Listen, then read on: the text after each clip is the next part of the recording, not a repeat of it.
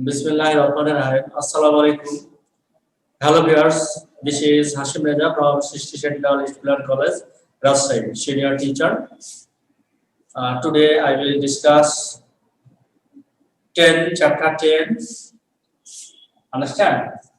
So I hope you are all well. Are you well, Nabila? Yes. Okay. I am pretty well also. You need to ask me how I am. I am very well. So before discussing my lecture, I want to ask some question from my previous class. Parvata naki?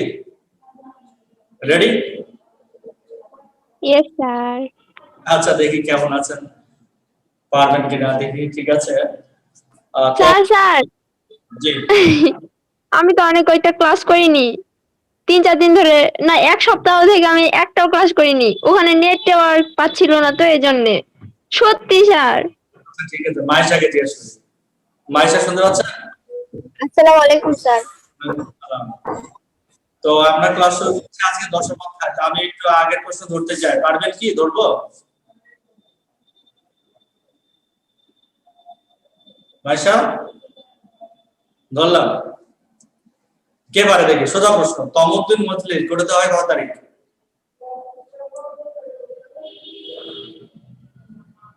তমদ্দুন মজলিস গঠিত হয় কত তারিখে মনে আছে কারো আমি বলে দেব না আমি বলে দেব জি স্যার আপনিই বলে দেন আমি বলে দিই 2রা মার্চ কত তারিখ 2রা মার্চ ওকে 2রা হ্যাঁ আরেকটা প্রশ্ন দেখি দিতে পারেন দেখি কে পারে সেটা হচ্ছে যে বাংলাদেশ গঠনের পূর্বে অনেক পূর্বে আসলে 1937 সালে কে বাংলার রাষ্ট্রভাষা উর্দু করার প্রস্তাব দিয়েছিলেন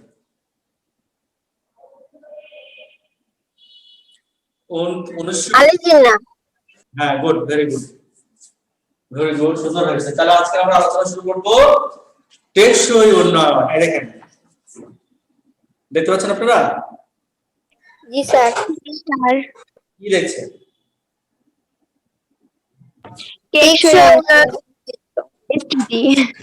হ্যাঁ 17টি লক্ষ্য তাই না 17টি লক্ষ্য দেখতে পাচ্ছেন জি স্যার হ্যাঁ এটা কিসের লক্ষ্য বলেন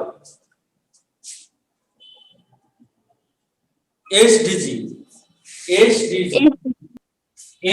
এমডিজি না এসডিজি আগে যেটা ছিল সেটা হলো এমডিজি আগে ছিল কি এমডিজি যদিও এসডিজি আলোচনা করার কথা কিন্তু একটা ধারণা দিয়ে দিয়ে আপনারা এর আগে পড়েছেন যে এমডিজি আসলে মিলেনিয়াম ডেভেলপমেন্ট গোল অর্থাৎ ষষ্ঠ উন্নয়ন লক্ষ্য এটি ঘোষণা করা হয়েছিল 2000 সালে কেন ঘোষণা করা হয়েছিল বিশ্ব থেকে ক্ষুধা দূর করা দারিদ্র্যমুক্ত বিশ্ব গড়ে তোলা নারী শিশুর উন্নয়ন মাতৃমৃত্যুর হার রোধ শিশু মৃত্যুর হার রোধ পরিবেশের ভারসাম্য রক্ষা নারীর ক্ষমতায়ন বৃদ্ধি এগুলো ছিল মূলত লক্ষ্য 8টি এর লক্ষ্য ছিল কয়টি লক্ষ্য ছিল 8টি এটি 2000 সালে প্রতিষ্ঠিত হয় এবং টার্গেট ছিল লক্ষ্য ছিল 2015 সাল পর্যন্ত কত সাল পর্যন্ত 2015 সাল পর্যন্ত 2015 হ্যাঁ লক্ষ্য মাত্রা ধারণ করা হয়েছিল অর্জনে তো 2015 সাল তো এক্সিট করে ফেলছি আমরা এখন 2000 সালে আছি তাই না কত করে 2021 সাল হবে কিছুদিন পরে তো তারপরে আমরা কিন্তু বাংলাদেশ এমডিজি ষষ্ঠ উন্নয়ন লক্ষ্য যে 8টি লক্ষ্য ছিল সেখানে আমরা উন্নয়নের একটি মডেল হিসেবে পৃথিবীর কাছে প্রতিষ্ঠিত হতে পেরেছে মডেল অর্থাৎ আমরা বেশ জোরে সোরে এই উদ্দেশ্যগুলো বাস্তবায়ন করতে সক্ষম হয়েছি আপনারা জানেন আচ্ছা এই উন্নয়নের ধারাবাহিকতায় 2016 সালে কত সালে স্টুডেন্টস 2016 2016 সালের জানুয়ারি মাসে এসডিজি সাস্টেইনেবল ডেভেলপমেন্ট গোল টেকসই উন্নয়ন আবিষ্ট ঘোষণা করা হয়। আর এখানে এই যে আমরা দেখালাম 17টি উন্নয়নের কথা বলেছে, 17টি লক্ষ্যের কথা বলেছে, ঠিক আছে। এগুলো আপনারা বইতে একটু দেখে নেবেন, আপনাদের চাকা হিসেবে আছে দারিদ্র বিলোপ, ক্ষুধা মুক্তি, ঠিক আছে, তারপরে সুস্বাস্থ্য কল্যাণ, মানসম্মত শিক্ষা, জেন্ডার সমতা প্রভৃতি আপনার লক্ষ্যকে বাস্তবায়ন করে কাজ করছে।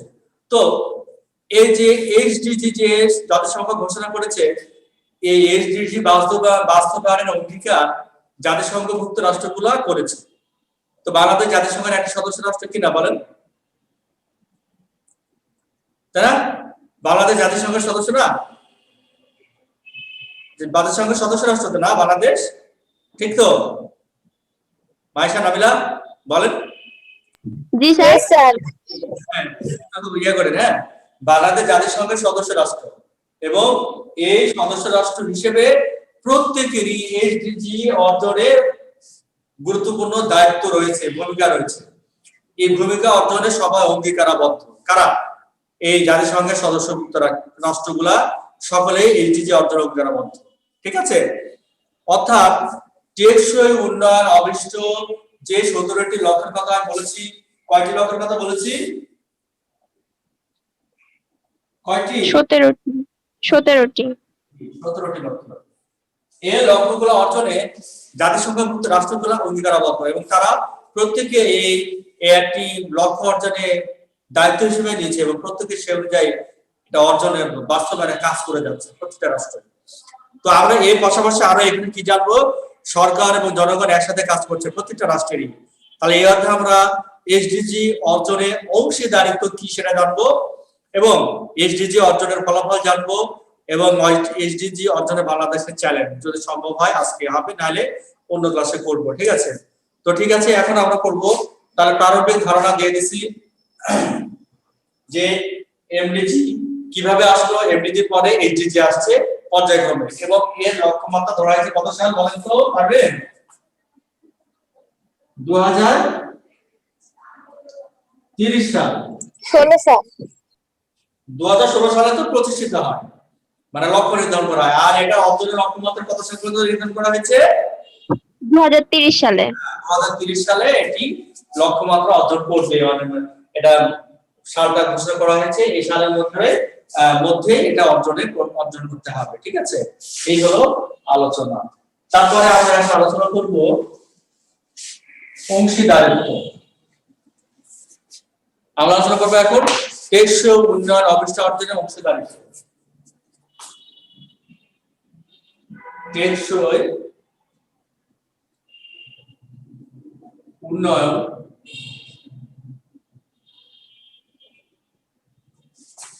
অভিষ্ট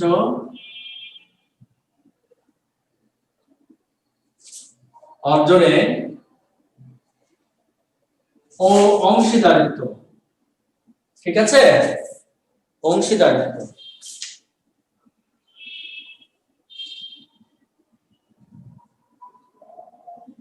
দেখেন, তাহলে টেকসই উন্নয়ন অভিষ্ট অর্জনে অংশীদারিত্ব, তাহলে অংশীদারিত্বটা কি এটা আমাদের আগে জানতে হবে, তাই না?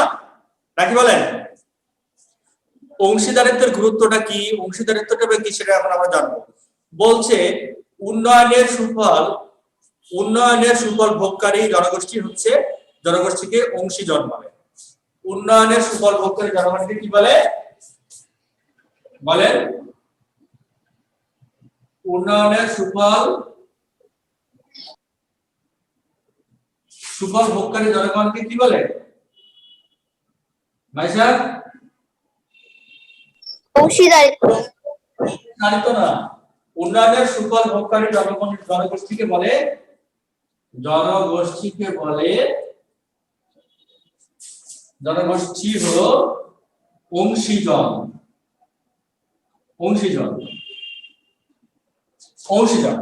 উন্নয়নের সুফল ভোগকারী জনগোষ্ঠী হলো অংশীজন।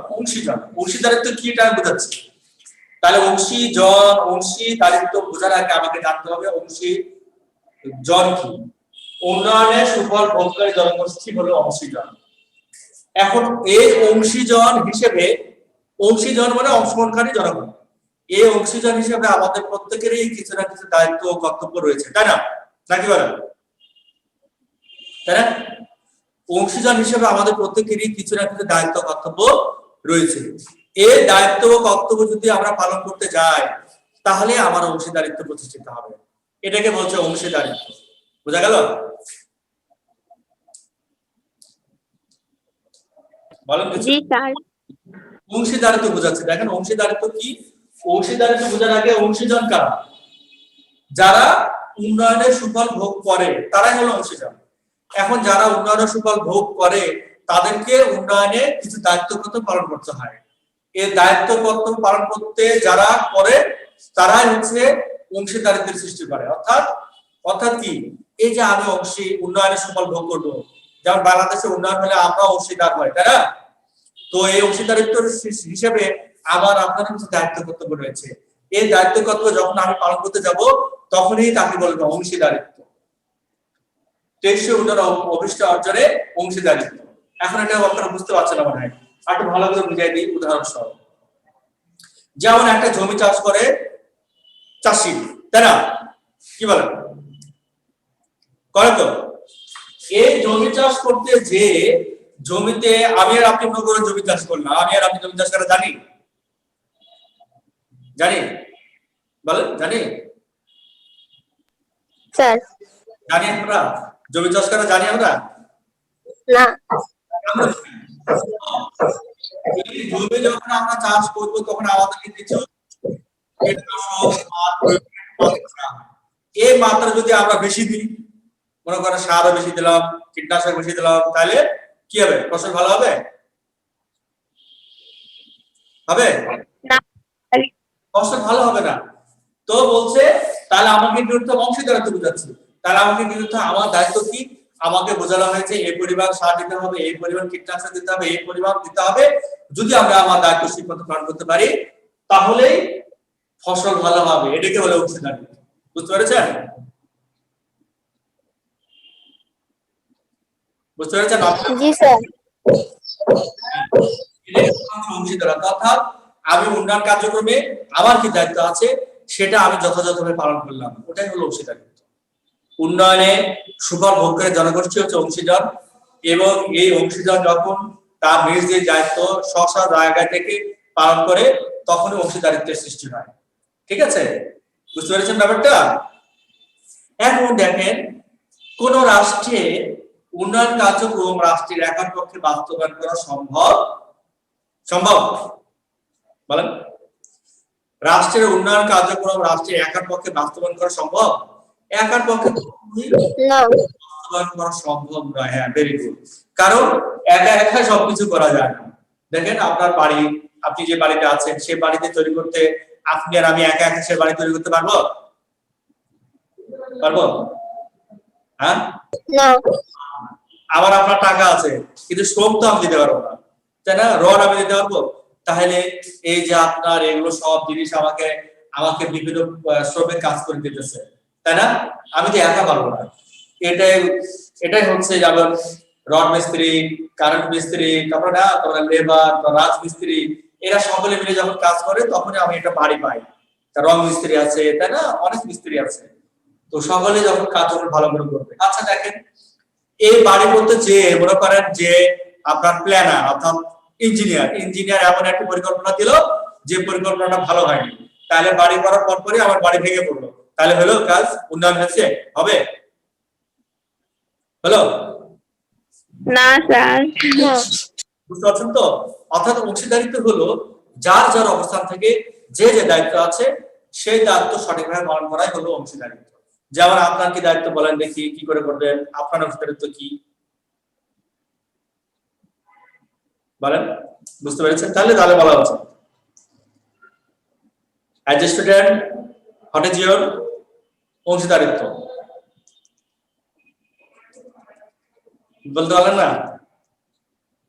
আমি বলে দেব? নাবিলা ভাইসা আমি বলবো? স্যার আপনি বলে দেন। জি স্যার আপনি বলে দেন। as a student Your responsibility is to study properly. Sir আমি এটাই ভাবছিলাম। Study properly. তারপরে আপনার write write down Bangla and English handwriting also needs to be well, you know. This is called অংশীদারিত্ব. Understand? জি sir. অর্থাৎ as a student is your duty. আপনার দায়িত্ব কি? আপনি ভালো করে পড়ালেখা করবেন, আপনি অ্যাট লিস্ট ফার্স্ট হবেন, সেকেন্ড হবেন, থার্ড হবেন, পুরস্কার পাবেন, এটা না। আপনি আপনার দায়িত্ব ঠিক মতো করেন, কপালে থাকলে পাবেন, না হলে পাবেন না, এটা বিশ্বাস রাখতে হবে। হ্যাঁ, গুড। অর্থাৎ আপনি দায়িত্ব পালন করবেন, এটাই হলো কাজ, এটা হলো অংশীদারিত্ব। অর্থাৎ আপনি কি হবে তাহলে একটা ভালো নাগরিক হবেন, শিক্ষিত নাগরিক হবেন। শুধু শিক্ষিত না, স্বশিক্ষিত নাগরিক হয়ে গড়ে উঠবেন। আর এটাই তো জাতির কি মেরুদণ্ড, তাই না? Education is the backbone of the nation, আমরা জানি নাকি? এজন্য বলা হচ্ছে এটা হলো আপনার অংশীদারিত্ব, এটা অর্থাৎ অংশগ্রহণ করছেন উন্নয়নে। কিভাবে? আপনার নিজ নিজ দায়িত্ব যেটা আছে, আপনার অবস্থান থেকে যে কর্তব্যগুলো আছে সেটা পালন করছেন, এটা হলো অংশীদারিত্ব। আন্ডারস্ট্যান্ড? তো তো এখানে আরো আলোচনা আছে, বলছে যে এই অংশীদারিত্বে শুধু শুধু আপনি আর আমি করলে হবে না, একবার টপ লেভেল থেকে bottom level, top to bottom. Top মানে প্রধানমন্ত্রী, আর বটম হচ্ছে একবারে সেই ইউনিয়ন পরিষদের যে আপনার চৌকিদার আছে না, একে বলা হয় বটম, অর্থাৎ সর্বনিম্ন পর্যায়ে। এই পর্যায়ের যতগুলো সিঁড়ি আছে, যতগুলো আপনার আমলা আছে, কামলা আছে, যা আছে, প্রত্যেকেরই সমানভাবে দায়িত্ব পালন করতে হবে। এই দায়িত্ব পালন ছাড়া এই যে এইচডিজি যে 17টি দিছে, লক্ষ্য দিছে, এই 17টি লক্ষ্য অর্জন করা প্রায় ইম্পসিবল। সরকার একা এই লক্ষ্য অর্জন করতে পারবে না। আমাদের প্রত্যেকেরই লক্ষ্য অর্জনে কাজ করে যেতে হবে সমানভাবে, তাহলেই কিন্তু এটি সম্ভব। এটাই বলছে যে রাষ্ট্রের পর্যায়ে এটি সবাইকে পালন করতে হবে। রাষ্ট্র কেন, আন্তর্জাতিক পর্যায়ে এটা দায়িত্ব আছে। আন্তর্জাতিক পর্যায়ে কি? আন্তর্জাতিক পর্যায়ে হলো প্রত্যেকটি রাষ্ট্রকে এগুলো মেনটেন করে চলতে হবে, অর্থাৎ আন্তর্জাতিক যে সম্পর্ক, এই সুসম্পর্ক গড়ে তুলতে হবে প্রত্যেকটি রাষ্ট্রের সাথে। যেমন একটা রাষ্ট্রের সাথে আরেকটা রাষ্ট্রের ভালো সম্পর্ক থাকলে ভালো হবে না, তাদের উন্নয়ন হবে, তারা তাদের অর্থনৈতিক উন্নয়নের কাজে এগিয়ে আসবে, রাজনৈতিক ঝামেলা মেটাতে তারা এগিয়ে আসবে, আমরা এগিয়ে যাবো, আমাদের দেশে এগিয়ে যাবে, তাহলে একটা সহাবস্থান থাকবে। এটাই বলছে, এটাই আন্তর্জাতিক সহযোগিতা, সহাবস্থান সৃষ্টি করতে হবে আন্তর্জাতিক ক্ষেত্রে। অর্থাৎ আমাদের কোনো সমস্যা হলে আন্তর্জাতিক রাষ্ট্রগুলো আমাদের সাহায্য সহযোগিতা করবে, আমরা অন্য কোনো রাষ্ট্রের সমস্যা হলে আমরাও তাদের সহযোগিতা করব, তাই না?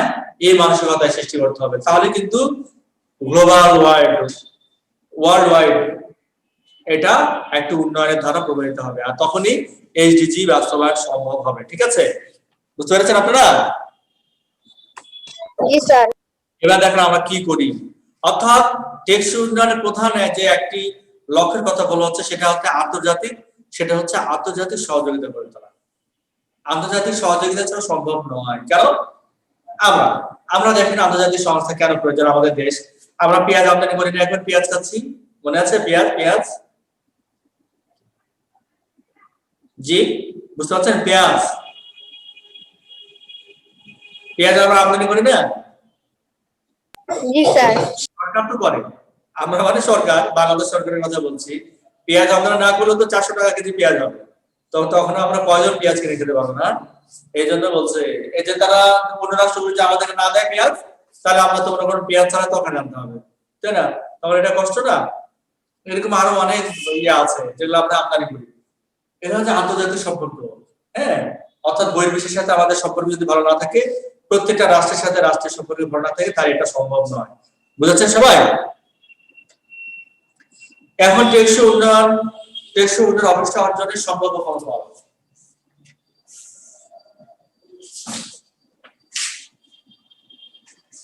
সম্ভাব্য ফলাফল দেখেন এবার, টেকসই উন্নয়ন অবস্থা অর্জনে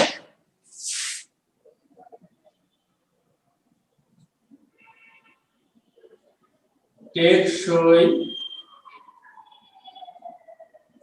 উন্নয়ন অবস্থা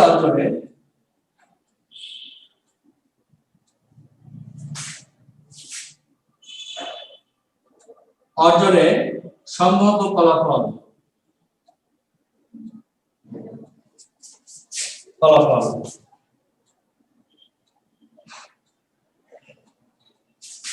ফলাফল অর্থাৎ দেখেন টেকসই উন্নয়ন অভিষ্ট অর্জনের সম্ভাব্য ফলাফল। আমরা টেকসই উন্নয়ন অভিষ্ট অর্জনে ভালো একটা ফলাফল অর্জন করবো, এটা আমাদের বাংলাদেশের একটা চ্যালেঞ্জ। কারণ কি জানেন? কারণ এখানে বলা হচ্ছে যে আমরা এমনিতে দরিদ্র দেশ, আমরা কি দেশ? দরিদ্র রাষ্ট্র, তাই না?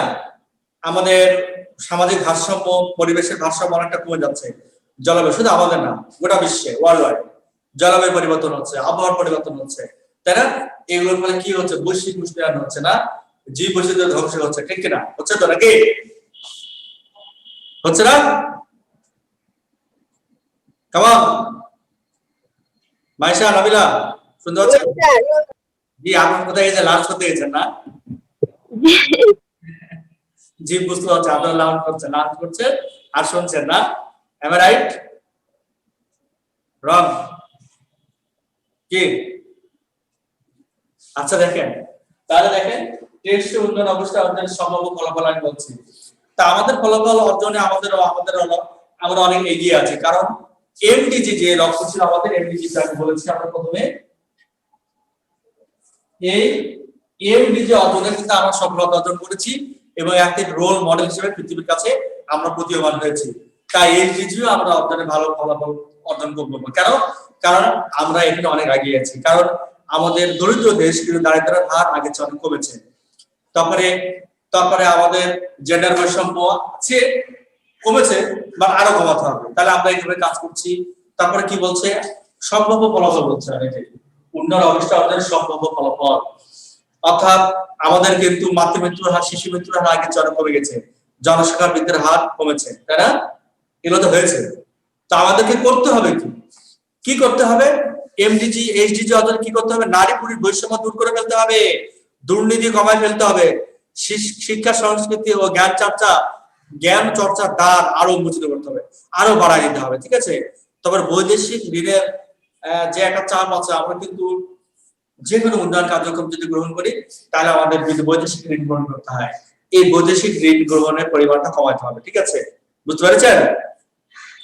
সকলে কাঁধে কাঁধ মিলিয়ে দেশের উন্নয়নে অবদান রাখতে হবে, ঠিক আছে? এটাই বলছে। তাহলে আমরা যদি এগুলো ঠিক মতন করতে পারি তাহলে কিন্তু আমরা কি করবো? টেকসই উন্নয়ন অভিষ্ট অর্জনে সফলতা লাভ করবো।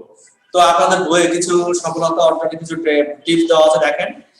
তাহলে প্রথমে বলা হচ্ছে যে দারিদ্র এটা কি করছে? শূন্যের কোঠা নিয়ে আসতে হবে। অর্থাৎ একটি মানুষের, দেশের 16 কোটি 17 কোটি যায় মানুষ হোক, একজনের দ্বারা দরিদ্র না থাকে। তাহলে মৌলিক চাহিদা কয়টি স্টুডেন্টস? মৌলিক চাহিদা কয়টি? 5টি। জি, মৌলিক চাহিদা হলো 5টি। হ্যাঁ, ঠিক আছে। এই মৌলিক চাহিদা 5টি: খাদ্য, বস্ত্র, বাসস্থান, শিক্ষা এবং চিকিৎসা। এই মৌলিক চাহিদা পূরণ নিশ্চিত করতে হবে। তারপরে কি? জেন্ডার সমতা বিধান। জেন্ডার মানে কি বলেন দেখি? জেন্ডার মানে কি বলেন?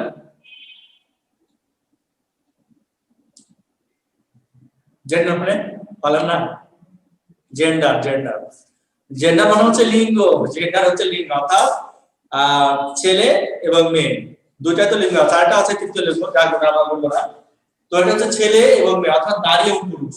এই যে নারী, জেন্ডার সমতা বিধান করতে হবে, অর্থাৎ নারী পুরুষের ভিতরে বৈষম্য দূর করে সমতা আনয়ন করতে হবে। নারী পুরুষের সমান অধিকার, সমান চাকরি করবে, সমান শিক্ষা গ্রহণ করবে, সকল ক্ষেত্রে সমানভাবে সুযোগ পাবে, এটার কথা বলা হচ্ছে। তারপরে কি বলা হচ্ছে? গ্রাম ও শহরে বিশুদ্ধ পানি ও সুষ্ঠু পয়ঃনিষ্কাশনের ব্যবস্থা করতে হবে। গ্রামে, শুধু শহরে না, গ্রামেও বিশুদ্ধ পানির ব্যবস্থা করতে হবে এবং পয়ঃনিষ্কাশন অর্থাৎ ময়লা আবর্জনা যাতে একটা নির্দিষ্ট জায়গায় ফেলা হয় সে ব্যবস্থা করতে হবে। যত্র গোটা আশেপাশে পড়ে থাকলে তো জীবাণু ছড়ায় পড়বে, এই ব্যবস্থার কথা বলা হচ্ছে। তাহলে কি টেকসই উন্নয়ন হবে? বন্যা, খরা, জলোচ্ছ্বাস, ঘূর্ণিঝড়, নদী ভাঙন প্রভৃতি প্রাকৃতিক দুর্যোগ প্রমোশন হবে, এমন কাজগুলো করতে হবে, ঠিক আছে? অর্থাৎ আপনার এমনগুলো কাজ করবো যাতে আমাদের কি হবে, এগুলো কম হয়। অর্থাৎ জলবায়ুর পরিবর্তন যাতে যেভাবে হচ্ছে এখন এভাবে যাতে না হয় সে ব্যবস্থা করতে হবে। তাহলে কি করতে হবে? বেশি বেশি গাছ লাগাতে হবে, পরিবেশের তাপমাত্রা যাতে না বাড়ে এই জন্য পরিবেশ বান্ধব কি করতে হবে? কলকারখানা তৈরি করতে হবে, ঠিক আছে? এগুলো করতে হবে। তারপরে কি বলছে? টেকসই উন্নয়নে সমাজে ন্যায় বিচার প্রতিষ্ঠিত করতে হবে, ন্যায় বিচার, নৈরাজ্যের অবসান ঘটাতে হবে, হ্যাঁ, দুর্নীতির অবসান ঘটাতে হবে, তাহলে কিন্তু সম্ভব। তারপর গণতান্ত্রিক প্রতিষ্ঠান সমূহ আছে না, এই গণতান্ত্রিক প্রতিষ্ঠান সমূহের ভিতরে শক্তিশালী একটা রাজনৈতিক ব্যবস্থা গড়ে তুলতে হবে, তাহলে কিন্তু টেকসই উন্নয়ন সম্ভব। বুঝতে পেরেছেন? অর্থাৎ এই টেকসই উন্নয়ন করতে হলে আমাদেরকে অবশ্যই কি করতে হবে, এই যে লক্ষ্যগুলো বললাম এগুলো আমাদেরকে অবশ্যই অর্জন করতে হবে, তাহলে কিন্তু আমরা আবার 2030 সালে আল্লাহ যদি আমাদের সবাইকে বাঁচিয়ে রাখে, তাহলে আমরা দেখবো যে বাংলাদেশ কতটুকু সফলতা অর্জন করতে পেরেছে। ঠিক আছে স্টুডেন্টস, বুঝতে পেরেছেন? Yes sir. তাহলে আজকে আলোচনা কিন্তু এই আর আলোচনা করবো না, ঠিক আছে? তাহলে আমরা আজকে আলোচনা করলাম, কোনো সমস্যা আছে কারো students? No sir. No sir.